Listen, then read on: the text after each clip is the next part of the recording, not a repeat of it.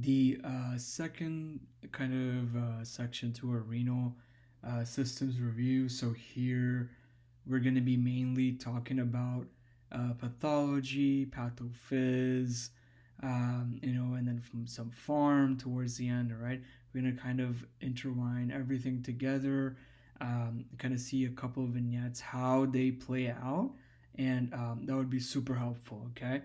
Um, so, in terms of how to review just renal pathology, okay, um, sometimes it's going to be mainly clues about the timelines, all right? Something we want to pay attention to. Is it happening?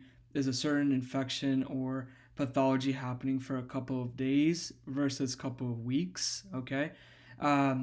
Looking at and paying attention to some symptoms, all right, that might be the same, all right, but it comes to like one key symptom that we want to note that's different from both of them, all right? So details like that we want to be paying attention to and kind of figuring it out and noting it down, so next time you see those questions or those concepts play out, you know what to look out for. Okay.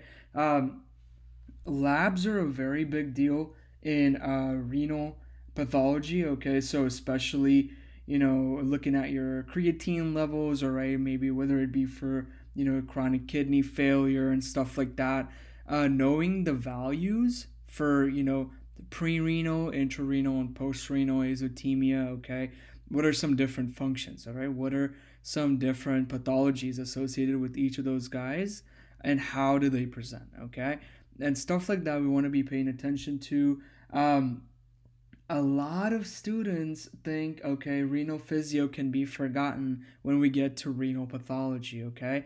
But on the contrary, it is very, very highly dependent on the physiology, okay? So again, if you guys have any questions or anything you want to brush up on, highly suggest you take a look at my renal, part one lecture series where I talk about your anatomy, embryo, and physio. Okay, just so you get a foundation and like a brief overview as to like what's going on with the kidneys and the surrounding structures and how they present. Okay, especially when it comes to renal pharmacology.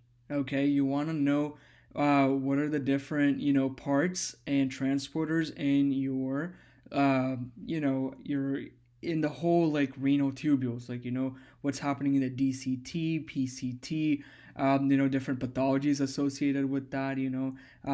Sometimes for drugs with like acetazolamide and stuff like that, they go over and try to focus on the location of those transporters. So they can give you a cartoon diagram of all the renal tubules, and we want to figure out where certain drugs are acting upon or certain pathologies. Okay. Um, and then the last point I want to make is do not neglect your histology. Okay, histology is very, very important, especially when we're talking about the nephritic versus nephrotic. Looking at different characteristics. Right, a good example would be for your diabetic nephropathy.